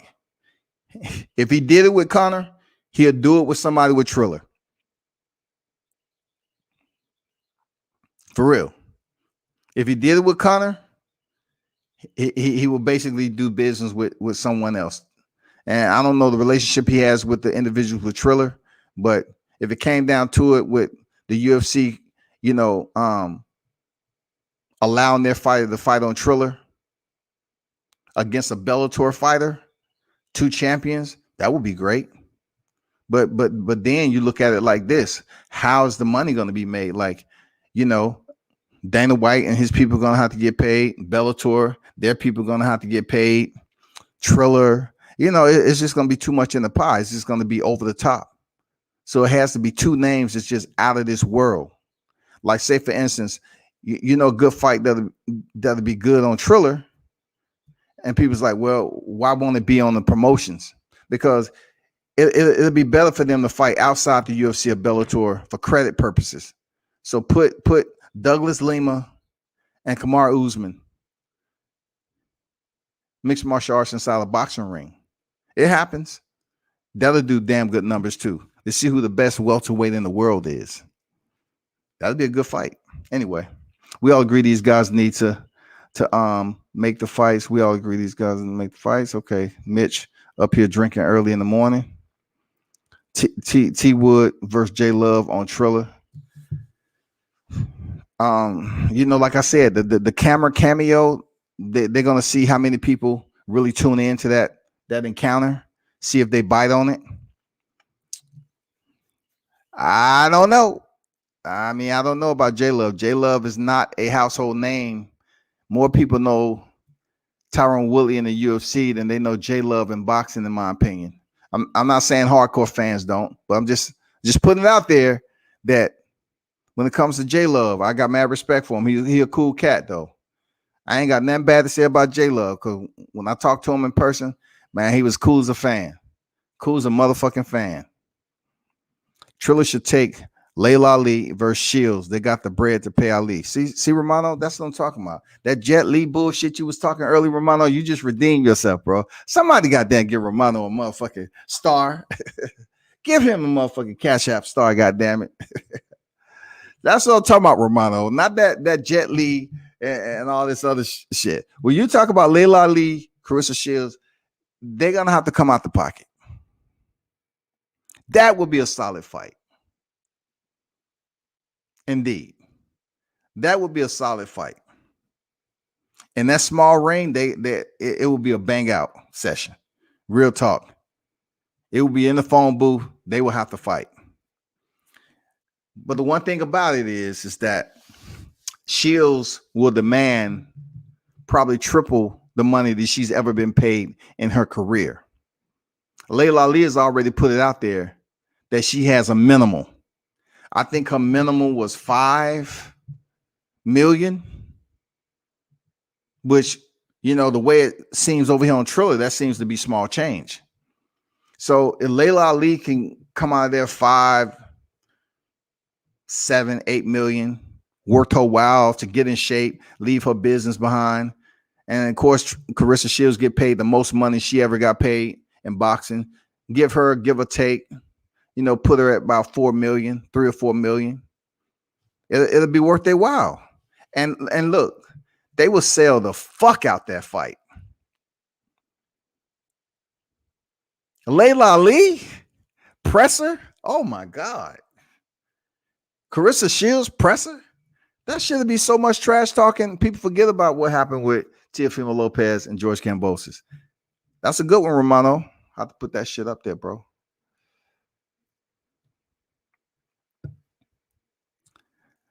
J.H. Salute say Quinn Randall got that dub. Yeah, he did. Quinn Randall got the dub, man. He went in there and fought. Smart fighter. He went in there and got the dub, man. Real talk. Salute to Quinn. got the win. Jake Paul said the PPP. Jake Paul said he the PPP king. Canelo broke his TV when he heard them numbers. Man, let's just be honest with ourselves in a sober state. Jake Paul, come on now. I mean, you had other individuals on the card, even though they wasn't big names. You got to take in consideration that you have to really fight somebody of a higher caliber. You know what I'm saying? And also, we really don't know if those numbers are honest, authentic, because with streaming platforms, they can increase the numbers. You know, it happens all the time. You know, Eddie Hearns, they come out here and they always want to say, oh, it'll do this, it'll do that, it'll break the numbers of this, that, and the other. And then when they put on the fight, like they're truly waiting for this Tyson Fury, Anthony Joshua, right? So Eddie's gonna come on the first thing, right? The fight can be just like Klitschko versus motherfucking Tyson Fury. It can be boring as fuck.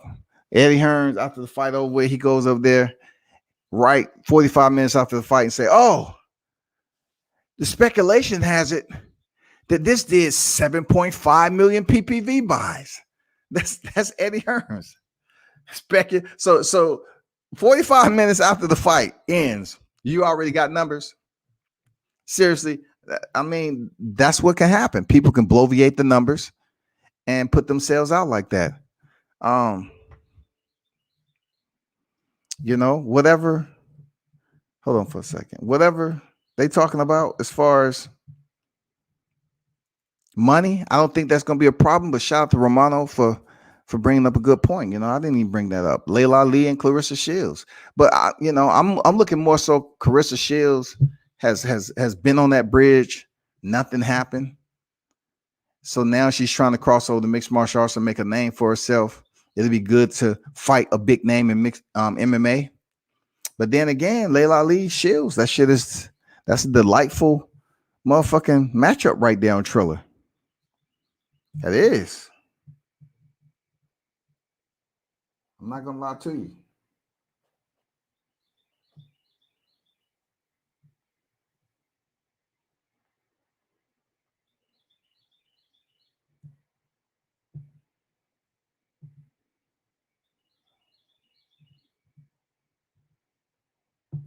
That's a good point. Yeah. But hey, y'all, man, hold on for a second.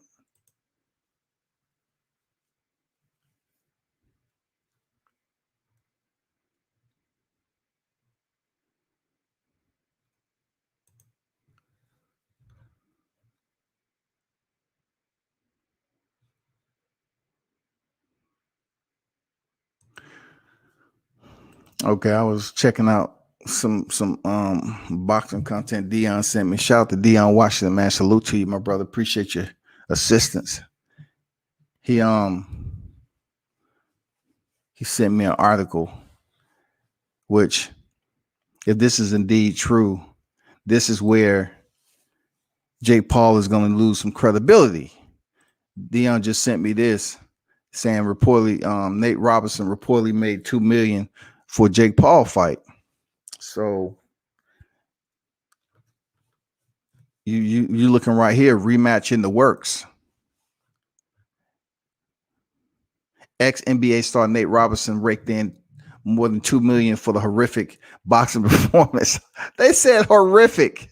This writer horrific. That shit was horrific, dog.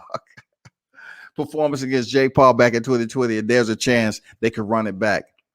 That's all according to ESPN Stephen A. Smith, who say he spoke with a source close to Nate about what's going on behind the scenes, and he dropped a ton of very interesting information. Smith had mentioned Robinson ill-fated November 2020 match with Paul on Monday, First Take, and when they came from commercial break, the extremely well-connected Stephen A. read a message he received from a trusted Nate Robinson source. Here's what it said. Nate walked out of the arena on November 28 and realized he was not trained well. He apologized for not listening and collected a little over $2 million for that fiasco. He's fine. They are trying to get him to fight in a rematch. If you can believe that. Floyd Money Mayweather wants to train him. If he agrees, crazy but true. Once again, Floyd Money Mayweather inserting himself into a monetary visual. Floyd Mayweather is a Picasso at the end of the day because he always paints some shit when it deals with money. The source said he advised Nate not to do it, but if he does, it needs to be more money, and he needs to train with the pro for a very long time. True. Not his next fight. It can't be Jake Paul's next fight. Can't do it. Stephen A. and his First Take co-host Max Kellerman both strongly urged Nate do not take a rematch considering the punishment he took in the first fight. I agree, man. As for Jake, he beat up Ben Askren over the weekend, and fans are now calling for the YouTube star to take on more skilled opposition instead of amateurs like Nate. I agree with that. Real talk. I agree. What y'all think about that shit? What do you think about that, man? You know what I'm saying? I mean, we can only say this. Jake Paul take a Nate Robinson fight next time in the ring, his value is going to go down. They're going to say, fuck it. This dude just trying to build up his resume. And once again, when I said for boxing, calm down, because boxers do it every freaking day. They take a soft touch to build up their resume. Don't be mad at Jake Paul, who has amateur experience a little bit, and he's making more money than fighters. Because like I said, I spoke to 15 plus fighters, and yes, I've been taking count, and I'm waiting on somebody to wholeheartedly, adamantly disagree with what they're saying with the amount of money Jake Paul is making. And people's like, man, let him make his money, dog. Let him make his money. Fuck it. Let him make his motherfucking money, dog. I ain't saying shit. Let him make his money. I ain't mad at him. Let him make his money. That's what I'm saying. They said, I ain't mad at him, man. Let him make it. So if boxers are not mad, there should be no YouTube channels out here reporting as if they're extremely angry. Because at the end of the day, if you are hardcore boxing fans, you just need to understand that you yourself, just like me, say boxing is a business. Boxing is a business. So what Jake Paul doing isn't a business? When you find me a solid structure that encompasses the sport of boxing, to say that Triller, what Triller is doing, just because they're having fighters put on boxing gloves, is what Triller is doing is basically disgracing the sport of boxing to a point where boxing is being hindered from viewership, or, you know, whatever boxers are considered when they're not performing to a certain standard. I don't know what that standard is, but when it comes down to boxing in general, allowing a streaming app like Triller to affect how they progressing in the sport, it's just asinine to believe that that has any merit to it. It's no fucking merit to it. It's no fucking merit. Triller isn't doing anything to boxing that boxing isn't doing to itself. It's not defacing the sport. It's not, bro. Real talk. It's not. It's not doing anything to boxing.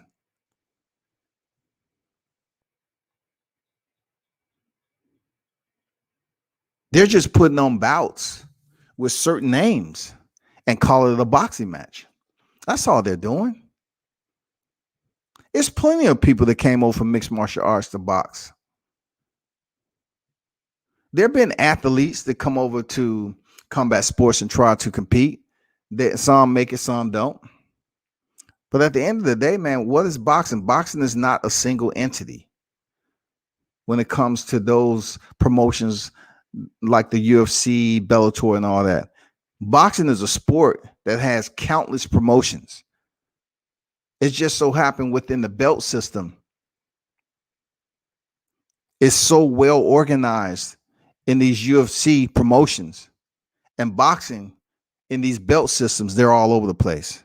Not only is the sanctioned bodies all over the place in their ranking manipulation, but also you have the promotions that have fighters who are considered at the top of the tier. And then in order for them to fight another opponent, we have to wait damn near 3 to 5 years for the shit to happen. You won't get that in these other promotions in mixed martial arts. You're going to see the best fight the best. Definitely. But with boxing, as we always know, it's always some bullshit. With one promotion not wanting to fight this, this, that, and the other. I can see it. I can see if that one promotion had all the sanctioning bodies under their control.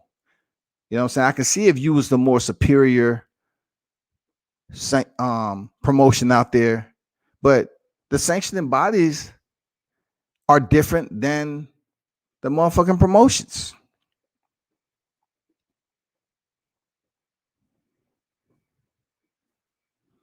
When I look at a UFC championship fight, the belt has UFC on it.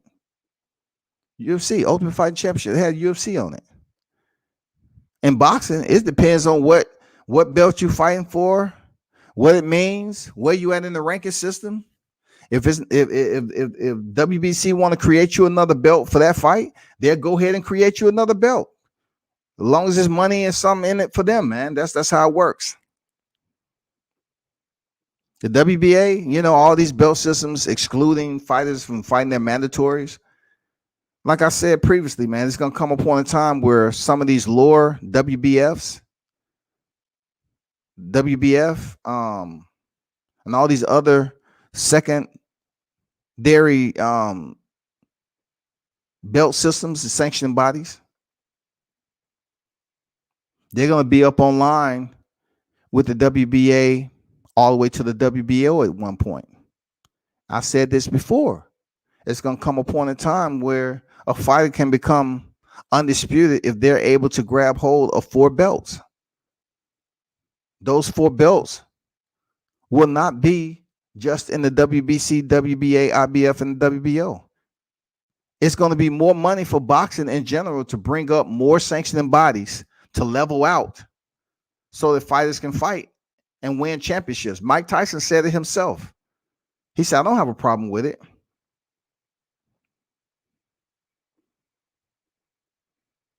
He was responding to Floyd Mayweather. He said, I don't have a problem with the belts in boxing. It'll allow a fighter to make money. I don't care. Let them make money. Let them pick up a belt. So you can only imagine once those other sanctioning bodies put their time, their experience, their work, they get the approval. They're going to be up online. You're not going to see 4 across. You're going to see motherfucking 1 tier, 2 tier. You're going to see all these damn sanctioned bodies up here. You're going to see these names. Just like you see now, you see all these damn belts up under the super. Who's the world? Who's the super? Who's the regular? Who's the goddamn interim? Who's the gold? Who's the silver? All that shit. And as long as this process continue to grow and become a standard in boxing, more people are going to be upset. Because with that said, you're going to have more fighters just fighting for championship belts, and they're not really going to be fucking with the best. You might have the opponent over here that's high in the ranking system. He said, I don't even have to fuck with him because I got a belt already. I got 2 belts over here. I don't have to go over there. Fuck it. We have damn near 8 sanctioning bodies in this bitch. Why am I trying to go up there and fight for a WBA title? Why am I trying to fight for a WBO title? I can fight for the other sanctioning bodies as long as I get 3, 4 belts. Say 4 belts, for instance. I can become undisputed. I can be a multi-time world champion. Boxing will go to that point. Mark my word. I don't care what you're saying right now. You can get on there behind the mic and say, I'm full of shit. It's going to go there. Because why? Because boxing need more avenues to make money and leech off the fighters. The only way for them to make money and leech off the fighters is increase the sanctioning bodies. Boxing is not going to live off the WBC all the way to the WBO. It's not going to happen. You got the IBO. You know what I'm saying? That's still there. That's just that's a perfect example. you're gonna have more sanctioned bodies online. Whenever they mention Anthony Joshua's name, what do? They throw in that IBO belt. Jake Paul is smart to antagonize Canelo. That fight is bigger than AJ versus Fury. Canelo will murder the kid. I'm gonna be honest with you, Mitch. I don't think Canelo in any time of the day will fight Jake Paul.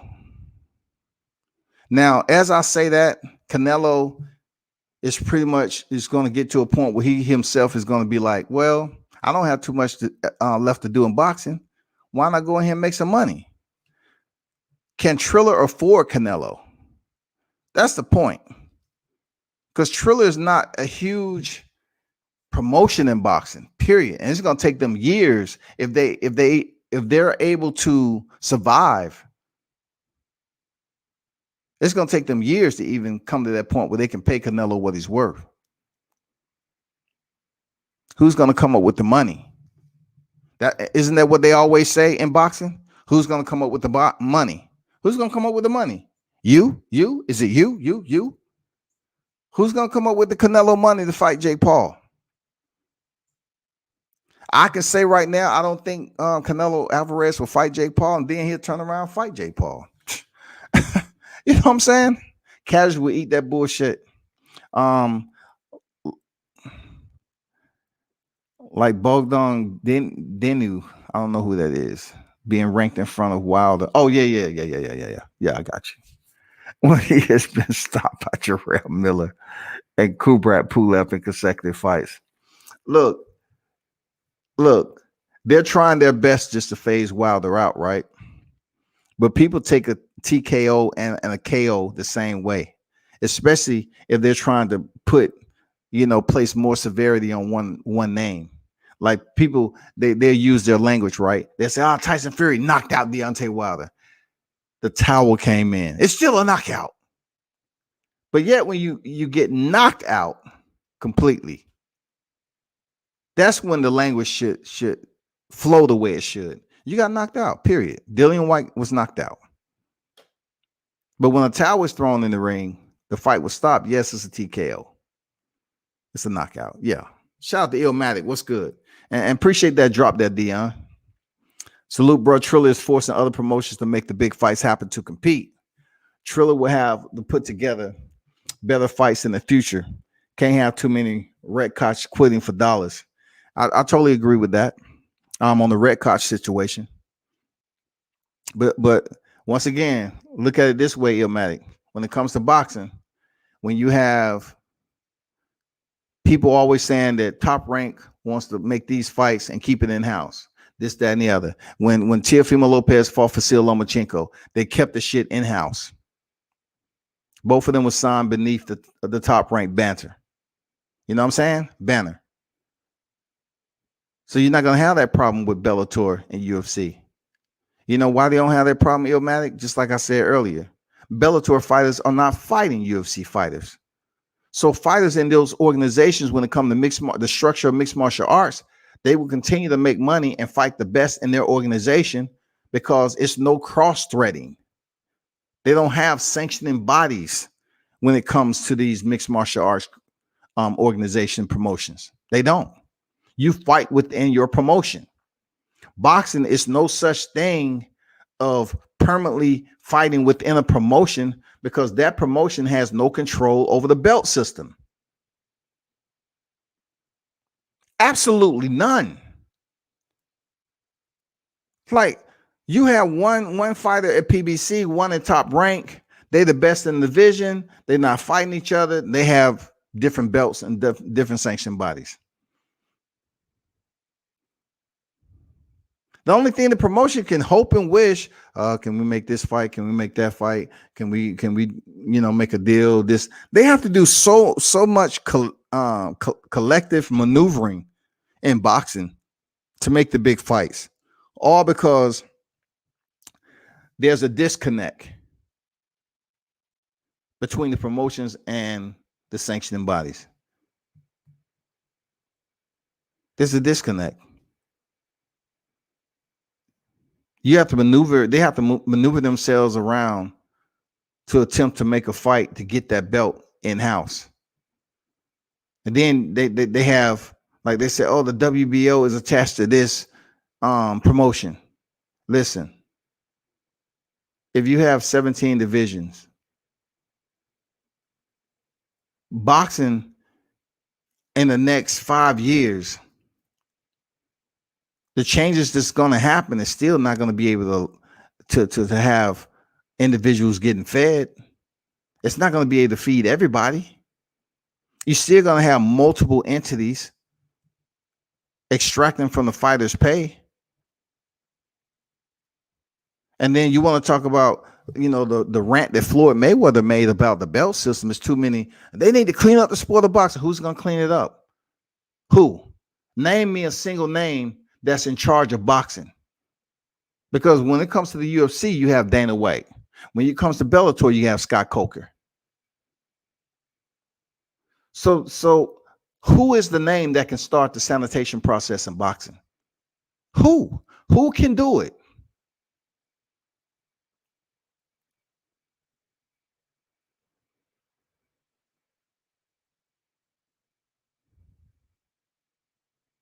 There's so many people eating off boxing because it's so loosely organized. I mean, I don't know how many threads that I can take you to, how many layers that's attached to boxing. That tells me the sport is not going to be any more organized in 10 years than it is right now. So the rant Floyd Mayweather was on, I don't know. Was it all for naught? In my opinion, it was. That's all I'm saying. It was all for naught. I mean, it's good that Floyd made those comments the way he did. I get it. He felt the moment. He wanted the vent. He did. But even Floyd can't fuck with it. Even the name is Floyd Mayweather can't fuck with it down the way boxing is structured right now. He cannot pick up the phone and call some people and say, why don't we have a summit? Let's have a boxing summit to figure this shit out. We need to clean up the sport of boxing. We need the big names, the primary players. We need to damn clean up the sport of boxing. How can we do it? Fight Club needs to make better looking belts. They're going to come with better belts, man. They're just starting off. Believe me. I had some conversation with some people, man. They're just starting off. Believe that. It's just look at the UFC. The UFC at one point in time had some mediocre straps, and then they improved them. They're gonna improve it. It's so many people out here looking at this Triller promotion and what they're doing. They're gonna help them out. They're gonna put those minds together and try to figure this shit out. Real talk. They are.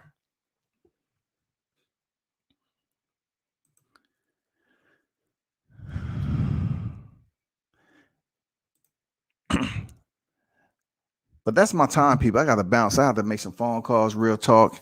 And I definitely have to get ready for some other fights that's on the horizon. Man, continue to like, share, subscribe, man. If you don't like the content, man, it kind of hurts, the algorithm and so forth. I don't really talk about it that much because, like I say all the time, if you really fuck with me, you'll like it anyway when you come through the door. So you know what? Fuck with me. Support the channel. And, understand that Triller was the biggest topic of discussion this past weekend. You had Robert Whittaker fighting Kevin Gastelum in the main event. And then too many people even talk about that. I know Dana White was like, God damn it. Dana White's always trying to put on big cards. But all the people was talking about Triller. And listen, you might have been pissed off as fuck how late the main event came on. But I'll tell you what, a lot of people stayed up to watch it. It's a lot of people still asleep right now trying to recover from Saturday. I'm telling you, bro, that they can complain and whine all about that shit, but they stayed up and watched it, man. They had to get it. And I'm pretty sure some people, cracked that motherfucker. They crack streamed it. But at the end of the day, just think about it. When people was criticizing me for covering boxing and MMA, and they always want to talk about your channel, this, that, and the other. Now you have more people kind of trying to dig into the mixed martial arts arena and speak on it.